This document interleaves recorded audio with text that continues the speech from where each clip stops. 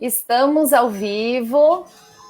Eu estou aqui com o Monge Gendrime, com a Karina Fukumitsu e o Almir Vicentini, como a gente sempre faz para dar o tempinho do pessoal localizar a live e ir chegando. Eu vou passar o filminho de 1 minuto da Full Sail e já volto, e aí a gente começa oficialmente a nossa conversa de hoje.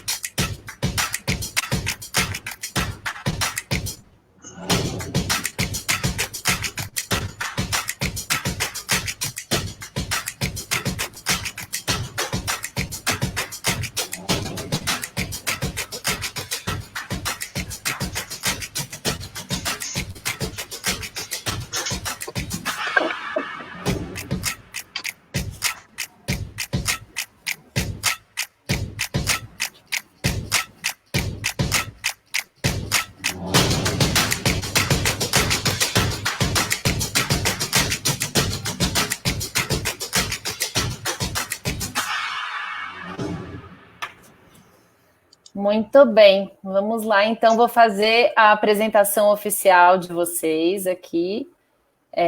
O Almir, ele é nosso curador dessas conversas Universo Educação, que a gente tem feito todas as terças-feiras, das 15 às 16 horas.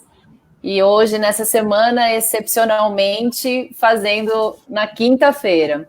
Então, quero agradecer ao Almir por todo esse trabalho que ele está tendo, que ele está nos doando, né? Promovendo essas conversas e fazendo a curadoria, chamando os palestrantes e entrevistados do Universo Educação.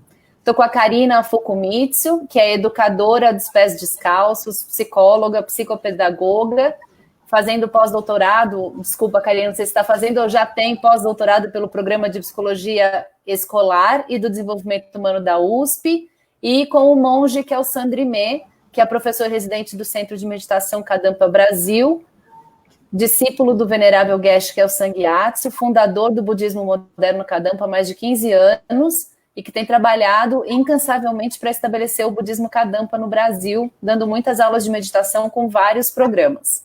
Nossa ideia hoje, então, é conversar um pouco sobre esse universo do educador. Então, sejam muitíssimo bem-vindos, boa tarde a todos. E a palavra é tua, Almir. Boa tarde. Primeiro, eu quero muito agradecer de novo a Carol pela sua excelente anfitriã, pelo Full Sail. A Karina, que é uma grande amiga, que a gente briga e todo dia, no bom sentido, né, de levarmos adiante aí as ideias que a gente considera importantes. Né? Dribê também, que eu conheci há pouco tempo, mas é uma pessoa falando bastante. E hoje nós vamos falar especificamente do professor, aquela pessoa que eu particularmente, que eles estão enfrentando, experiência de carreira que eles possam ter. E ontem, especificamente, quem acompanhou, né, a gente sabe aí da possível volta às aulas aí em setembro, e isso nos traz uma preocupação redobrada, porque os protocolos não estão prontos, a gente ainda não está pronto para este retorno, independente das dificuldades financeiras, aumentando no professor uma expectativa, um sentimento bastante negativo em relação a essa volta presencial. Então, eu queria começar perguntando para minha amiga Karina. Karina, você diz muito, uma frase que me marca, que a dor é de cada um sente a dor de uma maneira. Como é que eu posso dizer para o meu professor que a dor que ele está sentindo não é normal? Ele não existe uma dor que possa ser uma dor até aqui suportável. Como é que ele sabe? Como é que ele faz para se livrar desta dor interna, desse gato que fica arranhando o peito internamente? Bom, primeiramente, quero agradecer, né, Carol, Full Sail, Almir, o Drime, por novamente estarmos juntos e unidos, né? E aí, então, começo respondendo a tua pergunta. Eu acredito que a gente não consegue se livrar das nossas dores, né? O que a gente consegue é ressignificar as nossas dores a partir do momento que a gente se torna respeitoso com elas. Ou seja, tudo aquilo que a gente está sentindo é a mais plena e pura essência do que a gente precisa sentir. Então, quando eu falo que a gente não se livra, não se liberta das nossas dores, é porque eu estou fazendo um convite para que a gente possa assumi-las, respeitá-las, entendendo que a gente está passando um processo de fadiga, a gente está cansado, com razão. E a partir do momento que a gente fala, nossa, eu estou ansioso, porque eu tenho que reestruturar, reprogramar a todo momento a minha vida, eu estou triste, porque as coisas não acontecem do jeito que eu imaginava, né, que poderiam ter acontecido. Então, você percebe que são vários sentimentos que a gente nunca aprendeu, inclusive, a dar tanta hospitalidade como a gente está sendo convocado, né? Então, tristeza, raiva, né, essa fadiga, esse cansaço, esse tédio. Então, são todos sentimentos que a gente está tendo, né, um ensaio, uma oportunidade da gente revisá-los e acomodá-los dentro da gente, não para a gente se libertar, mas para a gente aprender com todos eles.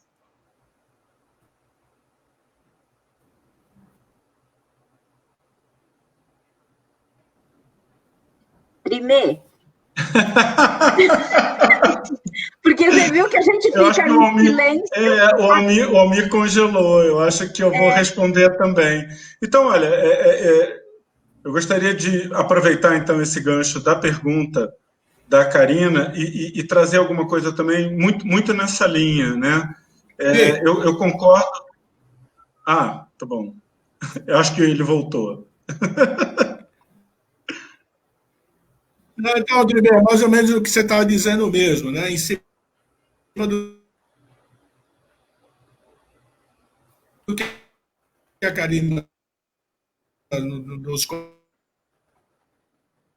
comentou, que é bastante significativo.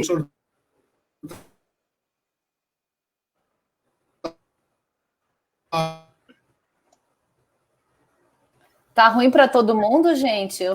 Não, ele está travado. Tá bom, então, mas eu acho que ele, mas pelo que eu entendi, assim, o pouco que eu entendi que o Almir falou, eu acho que ele está querendo que, em cima do que a Karina colocou, qual é a visão, digamos assim, que a gente pode trazer da filosofia budista e o que dá para somar ao que já foi dito pela Karina. E eu concordo plenamente que, na realidade, assim, uma vez a dor manifesta, uma vez o desafio manifesto, não nos resta muita alternativa a não ser aprender, infelizmente, como a Karina estava colocando, na marra, né? Do tipo assim, nós só temos duas alternativas que eu costumo dizer, sucumbir ou aprender. Eu acho que aprender é a mais inteligente do que sucumbir, né? E, felizmente, como seres humanos, a gente pode aprender e se tiver esse respeito, esse entendimento, essa clareza, pode, um termo que a Karina usou que eu gosto muito, essa coisa do ressignificar, ou seja,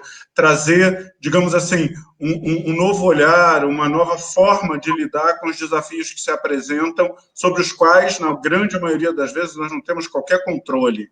Então, o que eu tenho a acrescentar de tudo que a Karina falou, que eu acho que foi muito bem colocado, é que, assim, na realidade, é importante que a gente tenha uma noção clara do que está acontecendo e, de alguma maneira, digamos assim, profilática, ou no sentido de se preparar, é aí que eu acho que entra a necessidade de nós termos uma visão, digamos assim, diferente daquilo que se apresenta para nós. Ou seja, o inesperado é a regra, né? A gente não tem controle sobre nada. Eu adoro a frase do tipo assim, relaxa, nada está sob controle. Entendeu? Então, a única coisa que a gente pode fazer, na realidade, é se fortalecer e entender que, diante de uma situação desafiadora, não existe resposta, na minha opinião, mais plausível, mais positiva, que não seja a resposta da perspectiva da mente serena, da mente forte, né? E aí, então, eu acho que é um pouco isso. Diante de uma situação desafiadora, como o Almir colocou, diante de uma iminência a uma volta para a qual talvez nós não estejamos preparados, diante de uma nova didática em função dessas aulas que a gente teve que se desenvolver no sentido de entregá-las pela internet. A gente precisa se convencer que a melhor resposta a todos esses desafios é a resposta com um sentimento sereno, construtivo, tentando buscar. Eu acho que a grande pergunta para se fazer, as duas grandes perguntas para se fazer nesse momento é como eu me fortaleço diante desse desafio e o que eu aprendo com isso. É legal isso, né? Porque a gente está falando para professores. Então, um professor se perguntar o que eu aprendo com isso, como eu cresço com isso, eu acho que podem ser duas perguntas bem interessantes no sentido de propiciar um viés mais construtivo para aquilo que está se apresentando de forma tão desordenada e intensa nesse momento para todos nós. Um pouquinho o que nós vivemos aqui como educadores, né? Porque eu sou um professor de meditação, então eu estava habituado a receber as pessoas aqui com uma dinâmica, com uma expectativa, com olho no olho, e de repente agora a gente está falando para centenas de pessoas que a gente nem sabe se estão ouvindo a gente ou tomando café. E eu acho que o que você está falando, Monge Drimê, é isso. Extremamente essencial quando a gente tem uma aprendizagem de lidar com o inesperado. O prefixo in significa negação. É a negação daquilo que a gente esperava como controle, né? Uhum. E a gente está precisando se dar, né, conta com essa falta de controle, teoricamente, mas a gente também está aprendendo a confiar nos nossos ajustamentos criativos e na nossa capacidade inovadora. Porque, olha, nós, educadores, e eu gosto muito de brincar com a palavra educadores, nós somos pessoas que estamos aprendendo a educar as nossas dores para sempre do nosso melhor, fazendo o nosso melhor. E o nosso melhor acaba sendo o que é possível. Uhum. Ou seja, eu fico pensando que às vezes a gente fica nadando contra a correnteza e que a ideia na educação das dores é exatamente desenvolver, né, e se pautar no solo do possível. Uhum. Isso eu acho muito importante, principalmente para nós, professores, educadores, que a gente tem feito das tripas do coração, porque primeiro, nós, pelo menos eu também sou professora, né, o Almir também, então assim, toda pessoa que se dedica e que traz uma vocação de educar, de ser educador, tem essa premissa também de que é na educação que a gente vai aprender a, inclusive, ampliar as nossas ações para todas as dificuldades, né? E aí a gente precisa ajudar as pessoas e nos ajudarmos agora, né, a olhar que o caminho da serenidade, da mente, né, que fica muitas vezes inquieta, e você sabe bem disso, muito melhor que eu, né? Do quanto a inquietude da nossa mente prejudica a nossa modalidade de aprendizagem. Lógico. Eu trabalho com uma linha da psicologia que se chama Gestalt terapia. E a Gestalt é um mix, né, de várias outras abordagens, dentre elas a psicologia humanista, a existencialista e dialógica. Bom, a psicologia humanista, ela fala que se existir uma necessidade que for ameaçada, que é a necessidade de segurança, a gente não consegue aprender. E é exatamente essa necessidade que a gente está sendo convocado e obrigado a lidar. Porque como é que você vai ter uma aprendizagem se você também tem pessoas ameaçadas, e que você conhece, infelizmente, ameaçadas de morte? Né? Você vê o tempo inteiro as notícias que são tristes. Quer dizer, a gente está, ao mesmo tempo, lidando com a inovação e com o luto. Quer dizer, isso que torna turbulenta a nossa situação. Então, eu acredito que assim, esta busca e esse convite que a gente pode fazer nesse momento, né, para que as pessoas possam aprender a resgatar a serenidade, mas no caminho daquilo que é possível. Isso é muito bom.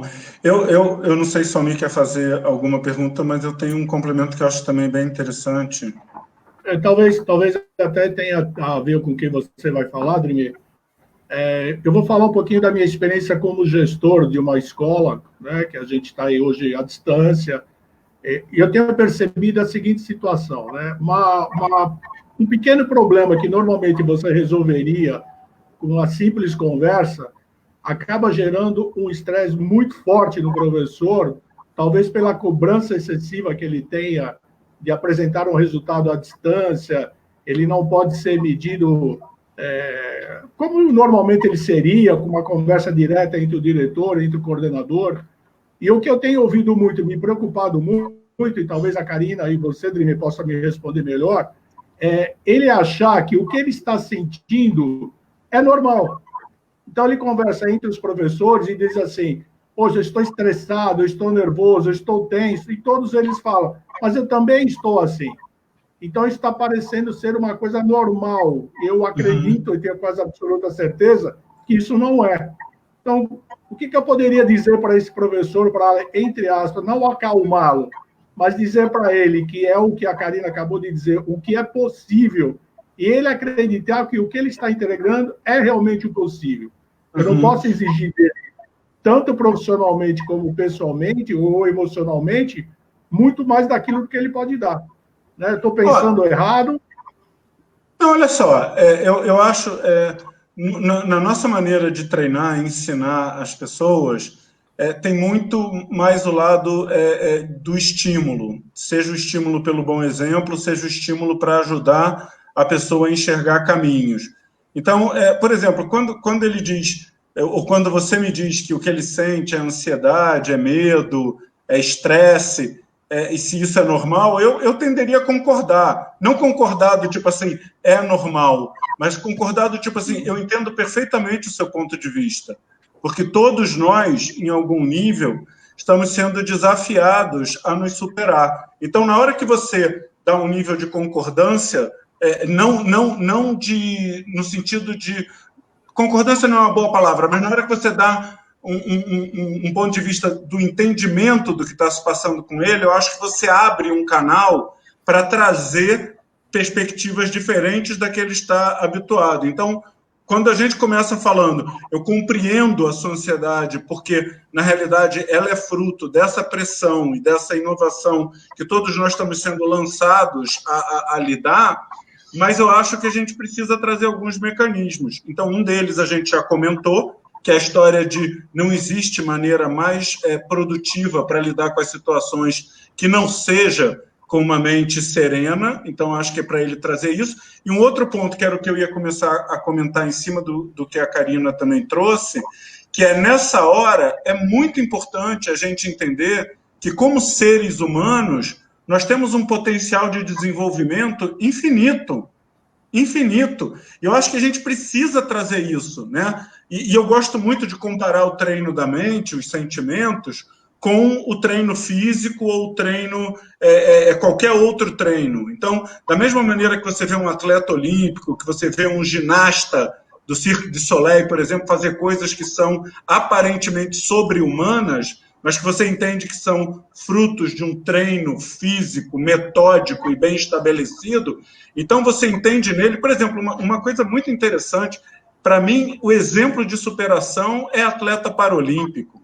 É coisa incrível, assim, a pessoa tem limitações físicas com as quais a maior parte de nós teria muita dificuldade de lidar, e ela transforma essa limitação em superação e medalha, em crescimento interior, inclusive.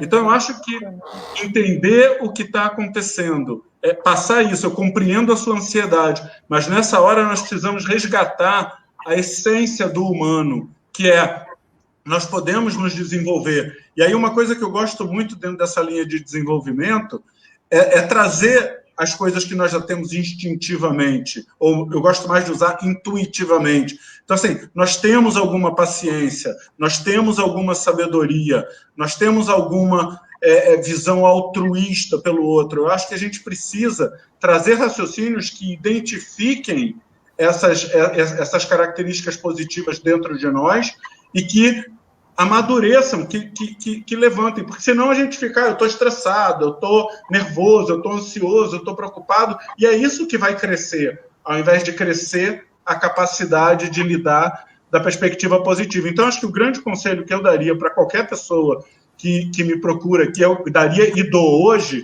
é assim, eu compreendo o que você está sentindo, mas agora é a hora de você se conectar com o seu potencial e desenvolver. E nesse patamar, a meditação, como a gente vai falar talvez daqui a pouco, cumpre um papel essencial, tá bom?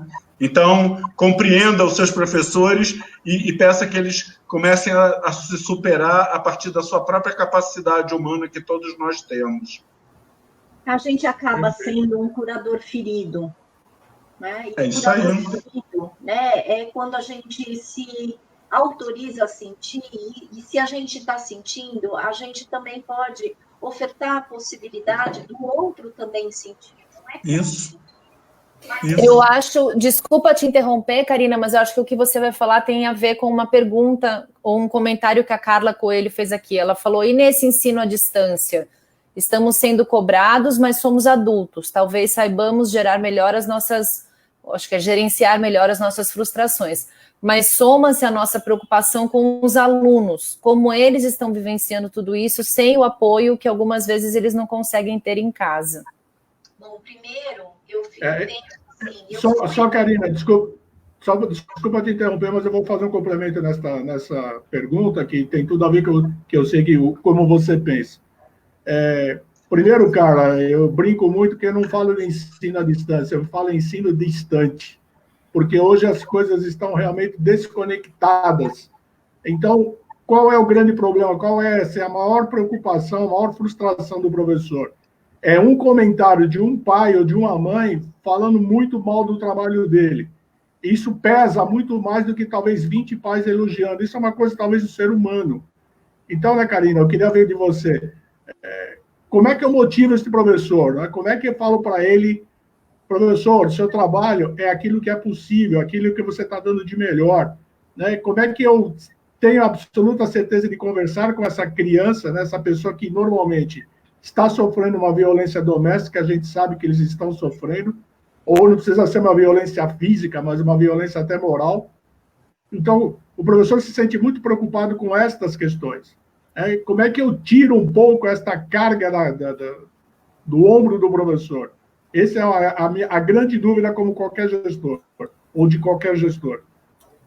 Bom, primeiro, assim, voltando à tua primeira questão, em relação a como é que a gente pode falar e acolher esse professor que fala isso que eu estou sentindo é normal, eu trocaria a palavra normal por situacional. Porque normal significa padrão. E se a gente começa a generalizar todos os nossos sentimentos, cada um vai sentir a sua maneira, como a gente começou essa conversa, né? O que a Carla traz, né? Que o ensino à distância, e você convida a gente a pensar que não existe distância, mas é um ensino distante e que muitas vezes provoca, né, uma fragmentação. Porque, querendo ou não, primeiro, nós fomos educados a sermos professores, não youtubers. Isso já quebra, já traz uma dificuldade imensa, porque muitos de nós, professores, não temos uma habilidade tecnológica. O que a gente esperava que fosse um pouco mais fácil na nossa teoria, falsa ideia de que seria muito mais fácil para os nossos jovens, para os nossos alunos. Mas, como a Carla bem falou, eles também estão enfrentando dificuldades, então fica pai, mãe, professor e aluno, tudo em sofrimento, porque graças a essa fragmentação, né, e esta violência, porque querendo ou não, quando existe qualquer tipo de mudança na nossa vida, vem uma carga violenta que a gente assim, eu não sei para onde vou, né? Eu não sei o que ficou de mim. Então, quando a gente começa a entender que é uma situação e são sentimentos situacionais, a gente tem uma gota de esperança, ou eu espero que a gente possa, em breve, colocar no plural, que teremos gotas de esperanças, para que a gente, quando a gente começa a perceber é situacional, é sinal que vai passar. É sinal que esta fase é temporária. E tudo que é temporário merece ajustamento criativo, merece uma capacidade da gente ter uma certa flexibilidade, tanto para o lado dos professores, quanto para o lado dos pais, quanto para o lado dos alunos, da gente fazer quase um mutirão emocional para que a gente possa falar que o que nós estamos passando é uma oportunidade situacional. A gente, infelizmente, não tem uma data, um prazo para se encerrar. Porque aí a gente começa, vai para junho, vai para julho, vai para agosto, vai para setembro, mas, enquanto estamos juntos, esta é a ideia, fazemos juntos aquilo que é possível. Talvez precise virar mantra, porque, por exemplo, eu vejo, e eu me surpreendi, né, os meus filhos estão tendo dificuldades. Muitos, assim, que eu deixei de entregar porque eu não consegui colocar o link, porque eu fico cansado, mãe, de ficar... Eu faço atendimentos online, eu me canso, então tem sido uma época exaustiva, que o que me dá esta gota de esperança, e eu quero que realmente vire enxurrada de esperança, é que a gente entenda que, por enquanto, a gente faz o que pode. Que, por enquanto, eu vou sentir o que eu estou sentindo. Vou legitimar isso e vou transformar isso e falo para os meus filhos que eu, como mãe, às vezes fico aflita, né? Que um não consegue acompanhar a aula, um fica com sono, o outro acorda muito cedo, o outro entrou de férias. Quer dizer, é todo um caos que a gente precisa gerenciar. E aí a gente precisa ter compaixão nesse gerenciamento.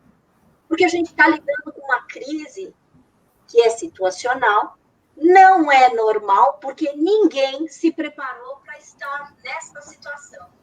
Mas é o que temos para hoje. Então, às vezes, é o que eu falo, às vezes a gente precisa aprender a aceitar a situação, porque a situação não é, a vida não é do jeito que a gente quer, e é como o monge Drimé falou, a gente ignora muitas vezes o potencial que a gente tem para dar conta das coisas. Veja, Carla, e aí eu vou te perguntar, embora toda a situação ansiógena tenha acontecido e tem, né, o que você fez até agora? Valoriza o que foi possível. O que não foi possível não era para ter acontecido. E é isso que eu falo para os professores também.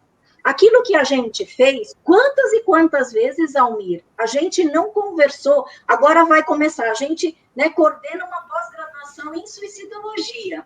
Agora vai começar. Não vai começar. Agora vai começar. Eu refiz 3 vezes o cronograma. Você sabe o que é fazer um cronograma com 49 professores de aula? E eu fiz para começar em maio, depois eu fiz para começar em junho, e depois eu refiz para começar em setembro. Quer dizer... Brinco com a Karina. Eu brinco com a Karina, que ela fala para mim, olha, acabei de montar o cronograma. Eu falo para ela, eu recebi o comunicado do MEC que as aulas estão suspensas. Não me fala isso, pelo amor de Deus. Olha, Almir, eu particularmente gostaria de dizer que deve estar funcionando porque ela não se suicidou. Então, assim, eu acho que o conhecimento está sendo útil. Então, olha, a morte, ela nunca é a solução. Não tá? Não Até porque eu tenho uma crença muito grande, né, muito séria em relação a isso. Eu acho que eu tenho uma frase que eu gosto bastante, que é a seguinte, que eu vi que é uma cultura facebookiana. Quando você está cansado, não desista. Aprenda outras formas de descansar. Lindo. Então, uma das coisas que eu acredito que vai necessitar, e a gente vai precisar aprender muito, é ter essa tolerância, primeiro, de aceitar as coisas tais como elas estão acontecendo, porque se a gente briga contra a vida, nada vai nos ajudar. Então, assim, você não precisa e não é obrigado a concordar com as situações, mas aceitar que, infelizmente, é o que temos. O que temos é ensino distante ou à distância, o que temos é presencial não, e a gente precisa se cuidar. Se a gente não se cuidar aqui agora, a gente não vai ter nem futuro, aí é morte certa. A gente tem que ter uma certa responsabilidade social inclusive, que se eu acho que eu posso sair sem máscara, se eu posso sair, né? A gente não pode fazer isso. Então, assim, é conscientização atrás de conscientização. É responsabilização atrás de responsabilização. Não é culpa, não é acusação. É que cada um precisa cuidar muito bonitinho do seu quadrado. Porque se a gente não cuida, né, a gente prejudica o outro. Então, a necessidade de termos também ações solidárias, grupos de apoio, eu nunca fiz tanta roda de conversa para conversar, né, e para proporcionar acolhimento desses sentimentos. Sabe? Karina, se você me permite, eu queria voltar num pedaço que eu tinha algo a acrescentar com relação a essa questão do ensino à distância e a maneira como a gente está entregando, né? Se você me permite, porque a gente também teve, como eu falei, que se reinventar nesse sentido. É lógico que eu tenho um público diferenciado, que é um público adulto e que tem um grande interesse por aquilo que eu entrego. Isso faz muita diferença, né? Um adolescente nem sempre tem a consciência ou o interesse por aquilo que ele está recebendo, ou um jovem, enfim. Então, os adultos que nos procuram são pessoas, de uma certa forma, psicologicamente maduras e nos procuram porque têm um grande interesse em ouvir. Então, tem que saber separar, talvez, esses dois públicos. Mas uma coisa que eu enxergo no nosso público, eu estava conversando justamente com a nossa voluntária que cuida da parte educacional, é que eu acho que eu nunca senti tanta presença nessas nossas aulas. E as nossas aulas são bem, digamos assim, na raça mesmo, como você falou. A gente entrega o que tem para o momento. Então, a nossa plataforma é o YouTube, então não tem interação, né? Então, basicamente, é 1 hora de aula, que é o máximo que eu acho que a pessoa consegue ficar atenta numa sequência.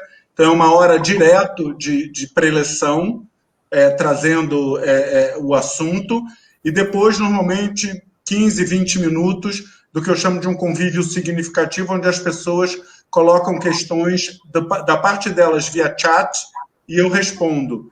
E, por incrível que pareça, eu tendo a discordar um pouquinho de você, assim, eu acho que você é meio youtuber, você pode sentir uma dificuldade interna, mas eu acho que você manda bem. Eu acho que você se coloca bem, o Almir também. Eu já sou um youtuber declarado, eu acho que eu vim com esse chip, entendeu? E assim, talvez a minha maior dificuldade mesmo seja... Como é que é o nome da pessoa que perguntou? A Carla?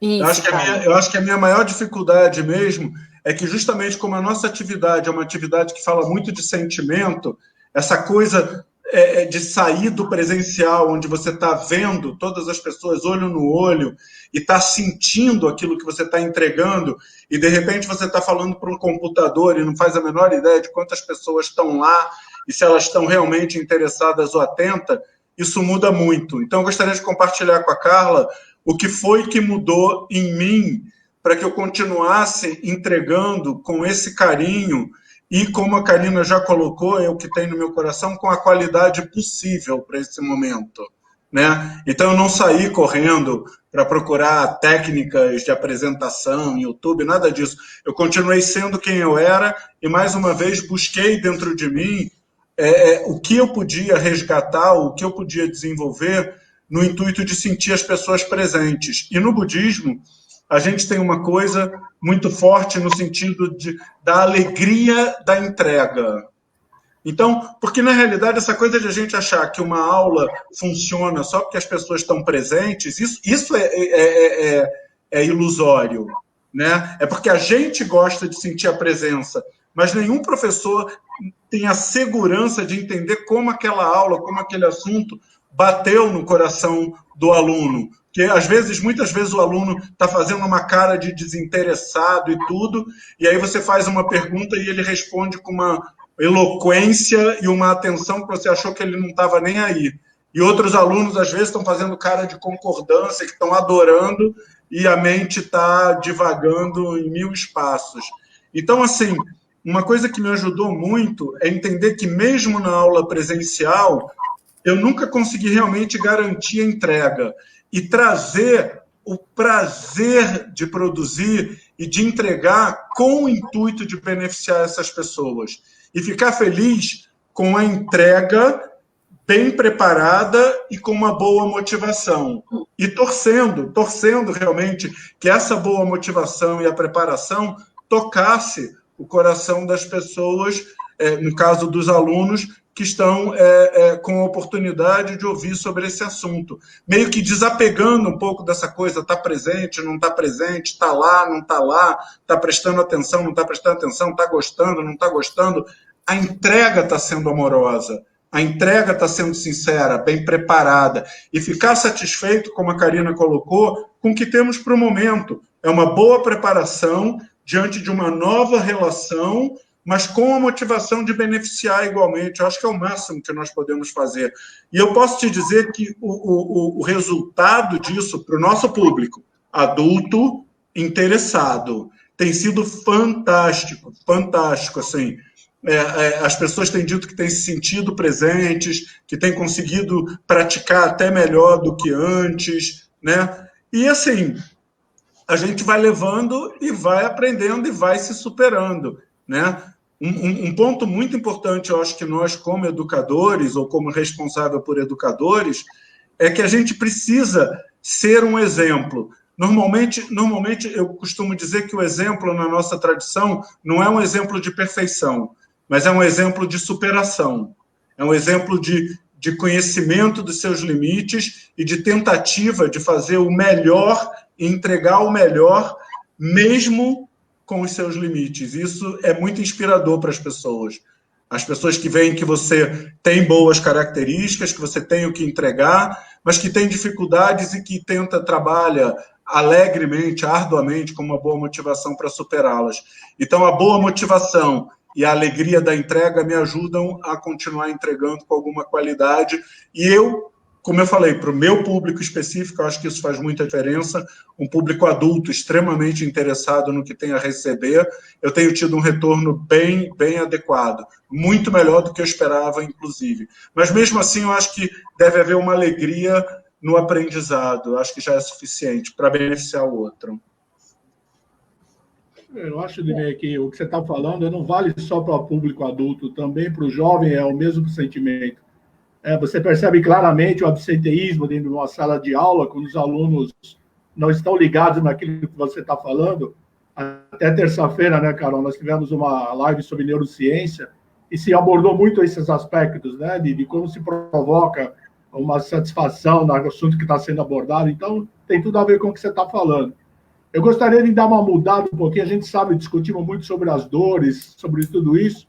Eu vou trazer duas possibilidades que tanto o Drimê como a Karina têm, que são alguns pequenos exercícios aí de relaxamento, de meditação. Karina, ensina para a gente o que você sabe. Eu sei que você tem alguns exercícios bem bacanas aí, pouca gente conhece. Bom, na verdade, o que a gente precisa fazer são técnicas, né? Que eu aprendi, por exemplo, com a Cida Barreto, que foi a minha segunda terapeuta, e acupunturista. Ela sempre falou que todas as vezes que eu me sentisse desenergizada, eu vou convidar vocês a fazerem isso. Ela fala que aqui no nosso punho, né, no nosso pulso, tem todos os pontos de acupuntura e que a gente, né, aguça e faz desta forma. Vou fazer para vocês, pedir para vocês fazerem isso aí. Carol, é nóis. Se eu agitar mais do que agora, ninguém vai me aguentar, mas vamos tentar. Então, esta né, segundo a Cida, né, é uma forma da gente tentar fazer um autocuidado. Né? Todas as vezes que você se sente desvitalizado, você se lembra disso.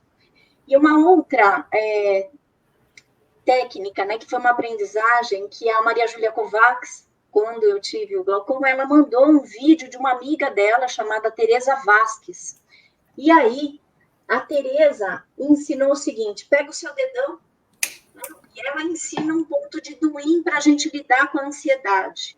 Então, ó, pega o dedinho, na direção do dedinho, você pega aqui, e aperta. Segunda, Tereza, você aperta onde tem um buraquinho aqui. Que diz que esse é um ponto de Duim que nos ajuda com a nossa ansiedade. Tá? Então, em alguns momentos, né, que você se sente ansioso, você pode fazer isso. Da mesmo jeito, do outro lado, pega o dedão, acompanha e aperta. São ações simples. Agora, por que eu estou falando isso? Cada vez mais a gente está sendo convidado a gente se cuidar. Uhum. É como se a gente pudesse se autogerenciar, e quando a gente percebe que a gente está desvitalizado e a gente está ansioso, porque isso faz parte do sentimento situacional. A gente meio que se autoajuda. Você percebe? Que eu acho que isso é perfeito. Quando a gente tem técnicas da gente retomar o nosso potencial e da gente poder serenar, da gente garantir, como o monge Drimé falou, né, a nossa capacidade de entregar.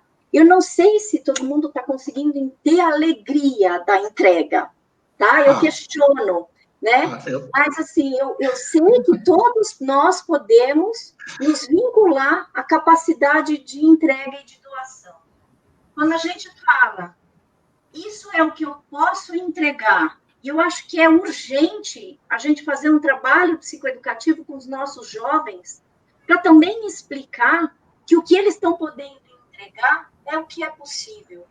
De novo, nós adultos temos essa capacidade, primeiro, de entender, quando a gente fala, eu tenho o meu poder de entrega e ele é limitado, eu também tenho como ajudar aquela criança a falar, é isso que você pode, mas você não está sozinho, isso não quer dizer que é erro, isso não quer dizer que é fracasso. E essa é a nossa tarefa. Essa é a tarefa de um professor, de falar, olha, eu também estou me sentindo, às vezes, sem saber, sem noção, perdido também.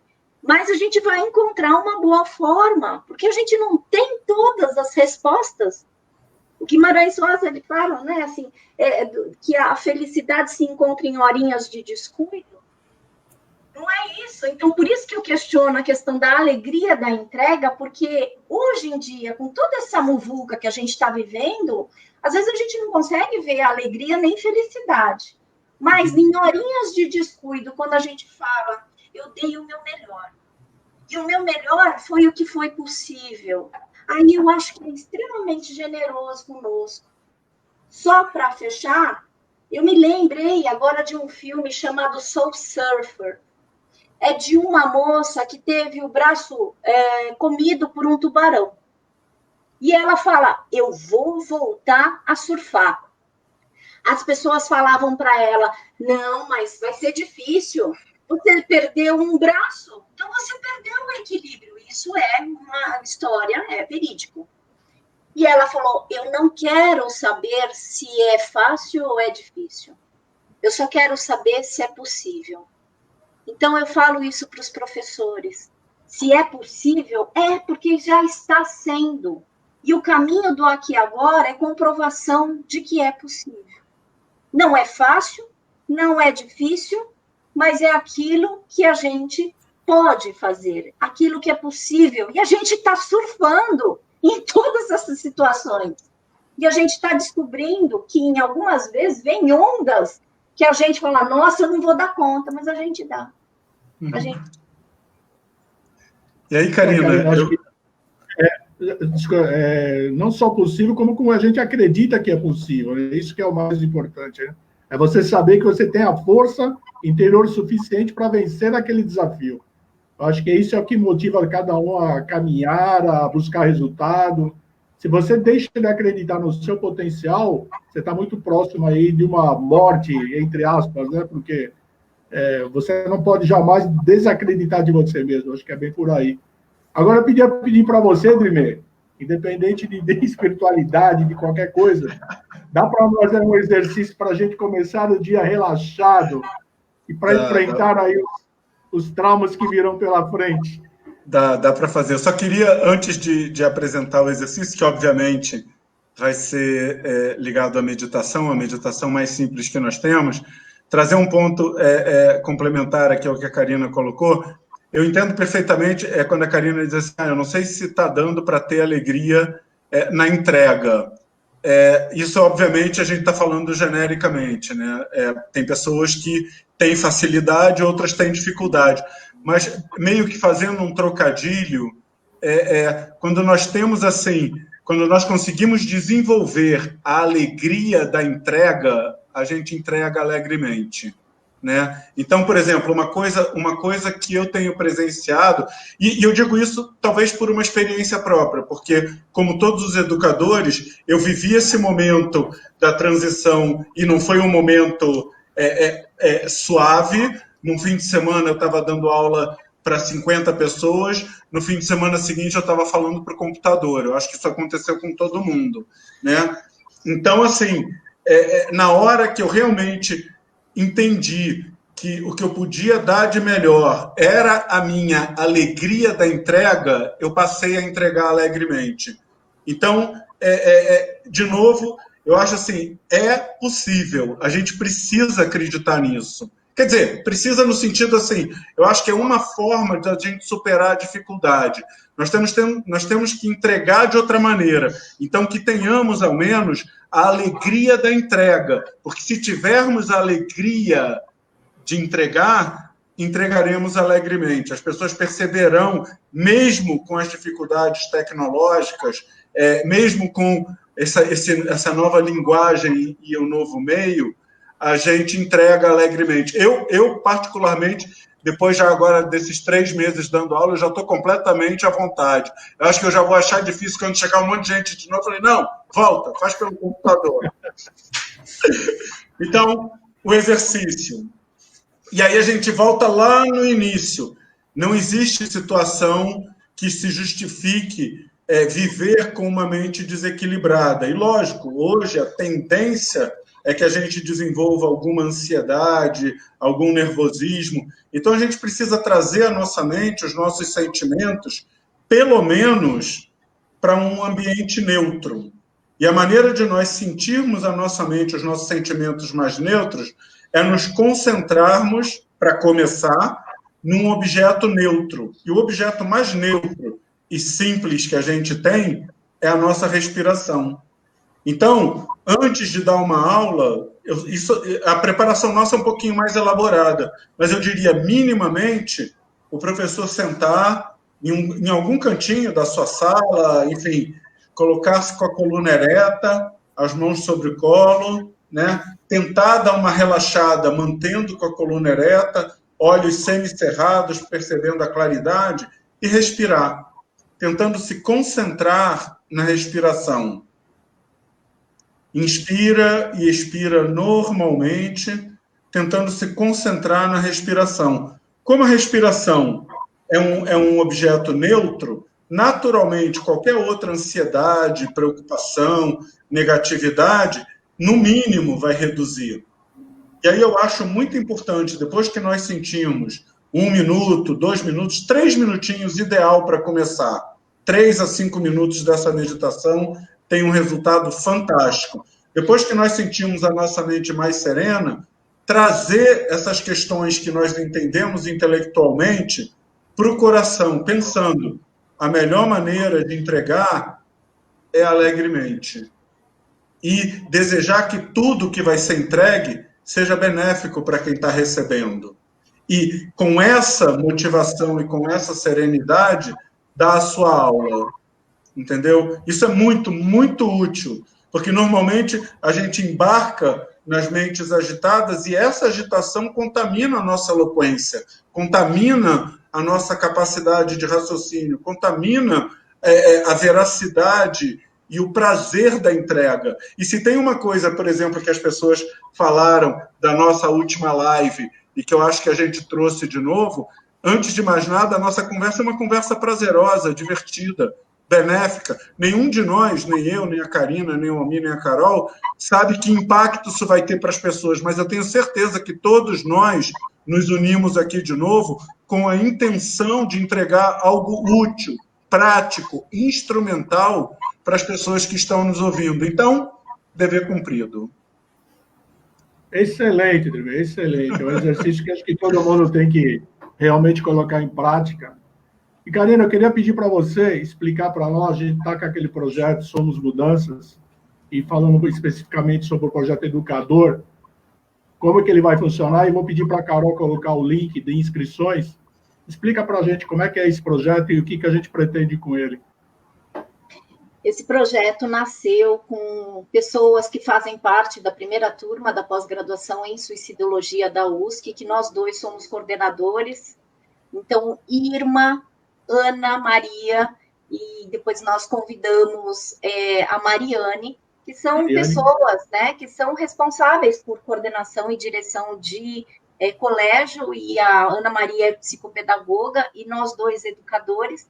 Elas nos procuraram porque estavam bastante preocupados com os professores das escolas delas, né? Então, achei um movimento muito bonito, elas já tinham entrado em contato com você, e aí nós tivemos uma reunião, e elas chegaram com esta proposta de oferecer rodas de conversa, que a gente elegeria, e ele vai eleger alguns temas, né? E aí a ideia é que o primeiro tema possa falar sobre um ano perdido, e que essa é a questão que todos os diretores e, né, os coordenadores têm recebido, tanto dos pais quanto dos próprios professores, se a gente perdeu o ano, né? E aí, então, eu achei muito bonita a proposta, faz parte de um programa que eu nomeei, que é o Programa de Ressignificações Integrativas e Acolhimento Integrativo do Sofrimento Existencial, que é o programa RAISE.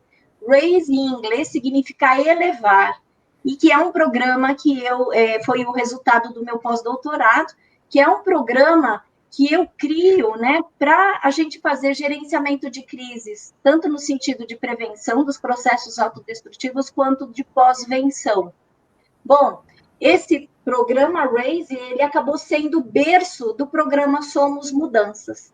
Como nós somos estudiosos dos processos autodestrutivos, e evidentemente o que vai acontecer daqui a algum tempo é que é uma preocupação com a saúde mental, inevitável a gente não imaginar, né, que a gente vai ter um boom, né, como uma preocupação grande. Nós que somos estudiosos, e eu bastante preocupada com isso, eu falei, bom, a gente tem que fazer ações para o aqui e agora. Sim. Então, foi aí que eu criei o programa Somos Mudanças, e aí, então, esse programa Educadores, que é o que vocês estão recebendo, a gente mandou para vários diretores e coordenadores de escola, e o convite, né, tá para você que queira participar dessa roda de conversa. É um momento em que a gente não vai fazer palestra, não é um momento, mas é um momento que você vai poder trazer as tuas angústias, as tuas ansiedades, as tuas dúvidas. Obviamente também vai ser por esse meio virtual, não à distância, mas talvez distante, né? Mas a gente está fazendo esse convite para várias pessoas que queiram ter esse espaço de acolhimento. E aí a gente vê, né, que quando a gente se junta, aí dá samba, né? Embora eu não saiba dançar, mas assim, esse segundo encontro, para mim, é muito gostoso, né? Porque o que a gente está fazendo, né, do jeito que você falou, né, Monge Drimê, que assim, a gente vem por prazer, a gente veio para querer entregar aquilo que a gente tem que a gente considera de melhor, né? Que é isso, que é nós. A gente está aqui da maneira como a gente pode, falando que a gente pode, como a gente pode, né? Então, esse programa Educadores, ele entrou, Conexões, ele entrou para ajudar, ou pelo menos para estar acolhendo os professores e esse mundo da educação que a gente estava preocupado, né? Nós, como educadores, a gente, né, criou esta possibilidade da gente fazer esse acolhimento. Então, você está mais que convidado. Se você tiver interesse, é só, né, fazer a inscrição no link. Exatamente. O link está aí disponibilizado no chat. Ele é livre, vocês podem repassar para as pessoas que vocês acharem importantes, que sejam professores. E a ideia, como a Karina falou, não é discutirmos nenhuma linha pedagógica, o que é certo e o que é errado, muito pelo contrário. Seria uma reunião de amigos, como a gente fala, um barzinho, para que a gente consiga colocar para fora todas as dores e a gente descobrir caminhos, descobrir formas de enfrentar isso da melhor maneira possível. Porque a gente sabe que o desafio é grande, e a gente está tentando se juntar para descobrir possibilidades de caminhos, os caminhos, melhores caminhos. A gente sabe que não tem um único caminho, não tem um melhor caminho, mas é aquele que é possível. Então, é isso que a gente quer discutir, né? Carol, a gente está chegando, acho que no final, né? Tem muita gente aí comentando sobre o que a gente andou falando. Você quer falar alguma coisa, enfim? Eu quero agradecer muito a presença de todos vocês, a gente ter feito essa segunda rodada.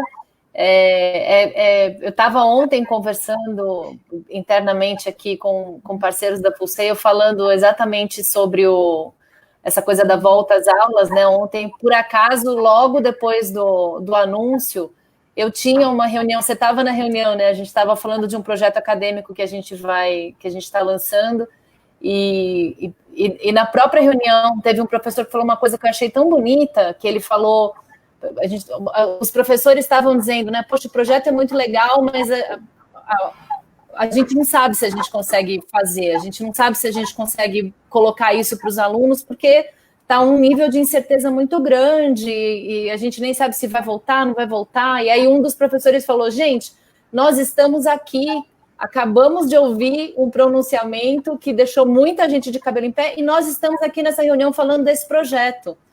Os nossos alunos não vão ter coragem se nós não tivermos coragem, né? A gente precisa ser o norte, como é que se a gente ficar batendo cabeça e falar estamos confusos, o que o aluno vai ficar? Confuso. E eu achei muito legal que ele falou isso, e a gente hoje à tarde tem um encontro também para discutir, o 8º encontro já, desde o Covid, que a gente começou a oferecer todas as quintas-feiras pelo Zoom e tal. A gente teve vários temas, e o tema de hoje é a percepção dos pais. E hoje é um dia que a gente está com a maior quantidade de pessoas, geralmente as pessoas entram na hora, mas hoje, por acaso, eu estou com uma fila já de 20 pessoas que já avisaram que eu vou e tal, fizeram até inscrição, é gratuito, mas fizeram já suas inscrições, e geralmente eu tenho 5 pessoas e na hora o povo entra.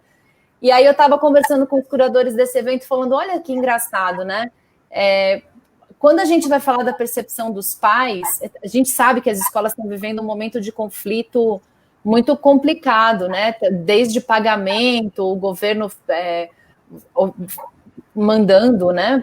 Estou buscando uma palavra melhor, mas não veio. O governo forçando um desconto quando a escola particular não tem um desconto que ela esteja deixando de pagar necessariamente para cobrar menos, e os professores nessa situação de ter que se reinventar e trabalhando na frente do computador, professor com 2 salas de aula, ficando o dia inteiro, né? De manhã uma sala, à tarde outra sala, o tempo todo. E aí eu fiquei muito impressionada com como a gente tem hoje pessoas já marcadas porque estão preocupadas com o conflito e com a percepção dos pais. E aí eu convidei o Monde Dreamer também para fazer um vídeo para a gente passar nessa reunião, falando, né, como tratar essa situação, porque ontem com esse negócio do vai abrir em setembro, em 10 minutos eu ouvi testemunho de pais falando, mas eu preciso que abra em agosto, eu preciso deixar meu filho na escola porque eu preciso trabalhar. E pais falando, de jeito nenhum vou deixar meu filho na escola em setembro, vai ser um antro de contaminação. Quer dizer, não tem resposta. A gente precisa... se a gente ficar discutindo o problema, a gente não sai do lugar. E daí, no vídeo que o Monde Dreamer gravou, ele falou uma coisa super legal, que é de saber lidar com essa situação de uma forma serena, mas também não ficar regurgitando o problema, né? Falar pensando na solução, falar de uma forma construtiva, pensando no que pode ser feito. Porque se a gente fica só regurgitando o problema fica muito maior, a gente fica muito mais estressado, muito mais tenso, e eu acho que a gente está aprendendo tanto com isso, acho que só de abrir, dessas portas se abrirem para a gente estar disposto, né, ou ser forçado a ter que lidar com isso, eu acho que existe muito caminho de crescimento interno. Então, foi isso, e só complementando também o fato de que não é uma solução. Eu acho que vai ter uma gama de soluções que se aplicam a diferentes escolas e diferentes grupos, né? Posso falar só uma coisinha antes da gente terminar, super rápido, que temos 50 segundos? Claro. Só dizer que meditação não é coisa de religioso nem de pessoa especial, é uma técnica para deixar todo mundo mais forte e sereno. Então, aí no chat tem a nossa programação online, consultem e participem se quiserem, tá bom? Serão todos muito bem-vindos. Isso aí, pessoal. Muitíssimo obrigada. Obrigada, Almir, pela curadoria, pela organização. Karina, Monge Drimê. Eu fico muito feliz da gente poder contribuir de uma forma positiva, né? E de ter tanta gente ouvindo a gente ao vivo. Acho que isso é um grande indicativo dessa vontade, tanto a nossa de poder facilitar de alguma forma, isso que todo mundo está passando, como a de quem está conectado com a gente, ouvindo também, buscando formas, né? Buscando se automotivar a encarar tudo isso de uma forma mais positiva. Muitíssimo obrigada. Carol, deixa eu fazer um convite para me despedir também. Essa reunião que a Carol comentou é sobre a Maratona da Criatividade, é ligada às escolas, de nono ano ao ensino médio, e a gente vai trabalhar sobre a Agenda 2030, que fala sobre sustentabilidade, coisas do tipo, e aí aquilo que a gente comentava ontem, né? Como a gente se surpreende com a capacidade desses jovens criarem vídeos extremamente imaginativos e provocativos. Então, eu fico muito feliz que essa juventude é o que vai salvar esse mundo. Porque eu sempre falo que a nossa estragou. Então, a gente precisa ensiná-los a como recompor isso tudo. Então, parabéns, Carol, aí pelo projeto. E quem está nos ouvindo, a escola aqui queira participar, Carol, só falar com a gente aí que a gente dá os encaminhamentos. Isso aí. É um projeto muito lindo de falar da gente como agente transformador de sustentabilidade, em vez de ficar pensando soluções gigantescas. E os vídeos são... Gente, eu choro de ver vários vídeos, porque você pega...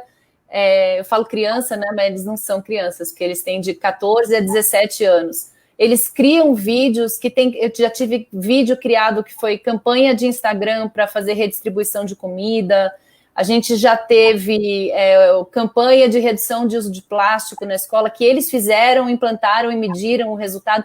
Coisas assim simples, que a gente precisa só se propor a fazer. E esses meninos fazem sempre muito mais do que a gente imagina. Eu vejo sempre a mesma história, os professores falando, eles estão sobrecarregados, eles não vão conseguir, é muito para eles. E eles vêm e eles postam cada ideia e cada filme, que é a coisa mais linda. Diga, Monge.